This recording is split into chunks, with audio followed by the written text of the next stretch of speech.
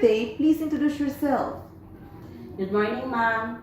I'm Praise Joy Balasan, 45 years old, married, and one daughter, 7 years old. I have 3 brothers and 4 sisters. I live in Santo Rosario, Ahoy, Iloilo. Okay, so you have one child, age 7 years old. Are you the one taking care of your child since birth? Yes, ma'am. And who will take care of your child if you work abroad? My family, ma'am. And do you have a work experience as a domestic helper abroad before? Yes, ma'am. Okay, please tell me about it. I've been working in Singapore in 10 years and I have 4 employers.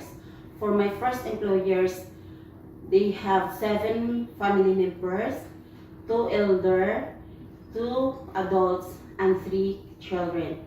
For the second employer, they have 5 family members, 3 children, and 2 adults. For the third employer, 4 family members, and 2 children and 2 adults with 1 pet. For the fourth employers, 5 family members, 3 children, and 2 adults. Okay, so is this all a finished contract? Yes, ma'am. And so what are your household chores? My household chores are marketing, cooking, washing clothes and ironing, cleaning the house, but my main duty is look after the children. Okay, so is this children, they are still young? Yes, ma'am. What is the youngest age of the children of your employer? 4 years old, ma'am. Okay, so 4 years old. So how would you describe yourself as a worker? As a worker, ma'am, I do honestly listening and follow what the instruction and doing good for my duties and responsibilities for my employer. Do you have any tattoo? No, Do you have a surgical operation or serious sickness before? no, ma'am. Why do you want to work abroad?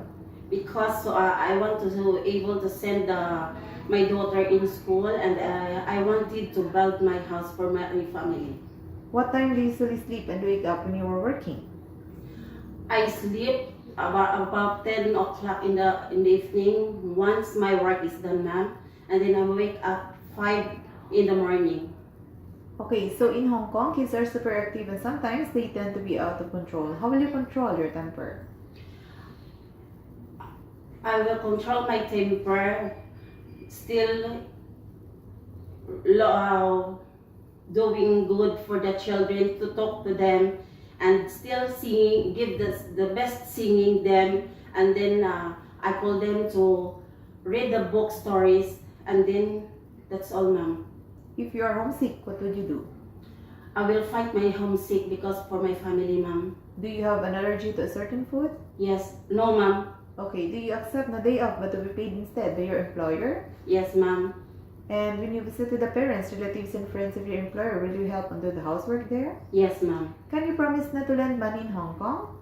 Yes, ma'am. And are you scared of dogs and cats? No, ma'am. Are you willing to share room with the kids or elder? Yes, ma'am. And do you promise not to use your cell phone during working hours? Yes, ma'am, really. Do you smoke and drink alcohol? No, ma'am. Do you promise to finish your contract? Yes, ma'am. Can you sing a nursery song for kids? Yes, ma'am. Okay, please give me example. You are my sunshine, you are my sunshine.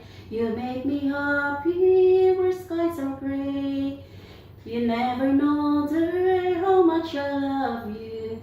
Please don't take my sunshine away. Okay, thank you. And can you please say a short message to your future employer? Good morning, ma'am and sir. I hope you select me as your helper. I am a hardworking, honest, and responsible person. I promise to give the very best for your family. Okay. Thank you and God bless. Are you a happy person? Yes, ma'am, I'm happy. Okay, that's all for today and thank you for coming.